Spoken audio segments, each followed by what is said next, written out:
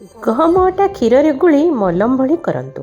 ଅଧ ଚାମଚ ମହୁ ମିଶାଇ ଦେହରେ ଲଗାନ୍ତୁ। ଚର୍ମ ନରମ ଓ ଚିକ୍କଣ ସୁନ୍ଦର ଦିଶିବ।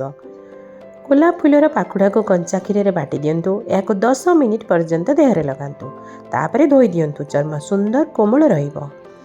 ଲାଲ ମସୁର ଡାଲିକୁ ଦହିରେ ରାତି ସାରା ଭିଜାନ୍ତୁ। ସକାଳେ ଏହାକୁ ବାଟି ଅଧ ଚାମଚ ହଳଦୀ ଗୁଣ୍ଡ, ଲହୁଣୀ ବା ଦେଶୀ ଘିଅ ମିଶାଇ ମାଲିସ କରନ୍ତୁ। ଏହାକୁ ନିୟମିତ ଦେହରେ ଲଗାଇଲେ ଶୀତ ଦିନରେ ବି ରଙ୍ଗ ସଫା ହୋଇଯିବ ଓ ଚିକ୍କଣ ରହିବ। ଖଣ୍ଡ ହଳଦୀକୁ ଛେଚି ରାତିରେ କ୍ଷୀରରେ ଭିଜାନ୍ତୁ। ସକାଳେ ବାଟି ଚାମଚେ ମଇଦା, ସୋରିଷ ତେଲ ମିଶାଇ ଫେଣ୍ଟି ଦିଅନ୍ତୁ। ପୁରା ଦେହରେ ମାଲିସ କରନ୍ତୁ। ଏପରି କଲେ ଦେହରେ ଲୋମ କମ୍ ହେବ, ରଙ୍ଗ ଉଜ୍ଜଳ ହେବ। ନିମ୍ବପତ୍ର ପାଉଁଶରେ କ୍ରିମ୍ ବା ଭେସଲିନ୍ ଗୋଳାଇ ଲଗାନ୍ତୁ। କାଠ ବ୍ରଣ ଚାଲିଯିବ। କଞ୍ଚା କ୍ଷୀରରେ କଳା ରାଶି, ଧଳା ସୋରିଷ ସମାନ ପରିମାଣରେ ନେଇ ବାଟି ଦିଅନ୍ତୁ। ମୁହଁରେ ଲଗାଇଲେ ଦାଗ ଲିଭିଯିବ।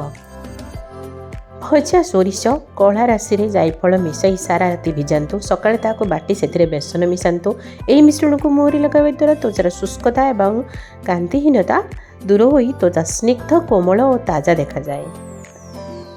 ଯଅ ଅଟା 2 ଚାମଚ, ଚନ୍ଦନ ପାଉଡର 1 ଚାମଚ, ହଳଦୀ 1/2 ଚାମଚ, ଅଳ୍ପ ଲେମ୍ବୁ ରସ ଏସବୁ କଞ୍ଚା କ୍ଷୀରରେ ମିଶାଇ ପ୍ରତିଦିନ ଲଗାଇ ଉଷୁମ ପାଣିରେ ଧୋଇବା ଦ୍ୱାରା ଶରୀରର ତ୍ୱଚା କୋମଳ ହୋଇଥାଏ।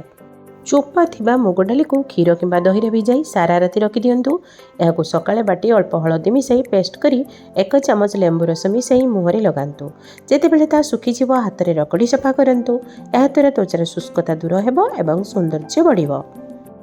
ଚନ୍ଦନ ତେଲରେ ନଡ଼ିଆ ତେଲ ସମାନ ମାତ୍ରାରେ ନେଇ ତ୍ୱଚାରେ ଲଗାନ୍ତୁ। 10 ମିନିଟ୍ ପରେ ହାଲକା ଉଷୁମ ପାଣିରେ ଧୋଇ ନିଅନ୍ତୁ। ଏହା ଶୁଷ୍କ ତ୍ୱଚାର ସମସ୍ୟା ଦୂର କରିବ। କ୍ଷୀରରେ ମଲାଇ ଓ ମହୁ ସମାନ ମାତ୍ରାରେ ନେଇ ପେଷ୍ଟ କରନ୍ତୁ। ଏହାକୁ ଶରୀରରେ ଭଲ ଭାବେ ଘଷି ଘଷି ଲଗାନ୍ତୁ। ତ୍ୱଚା ପରିଷ୍କାର ହେବା ସହ ଫାଟିବାର ଆଶଙ୍କା ରହିବ ନାହିଁ। ଏହା ବିଶେଷ ଭାବେ ଶୁଷ୍କ ତ୍ୱଚା ପାଇଁ ଏକ ଉତ୍ତମ ପେଷ୍ଟ। ଏହା ତ୍ୱଚାର ସ୍ନିଗ୍ଧତା ବୃଦ୍ଧି ପାଇବ। ଗୋଲାପ ଜଳରେ କେଇ ବୁନ୍ଦା ଜଡ଼ା ତେଲ ଓ ଅଳ୍ପ କଞ୍ଚା କ୍ଷୀର ମିଶାଇ ଏହାକୁ ତ୍ୱଚାରେ ଲଗାନ୍ତୁ। 10 ମିନିଟ୍ ପରେ ହାଲକା ଉଷୁମ ପାଣିରେ ସ୍ନାନ କରନ୍ତୁ।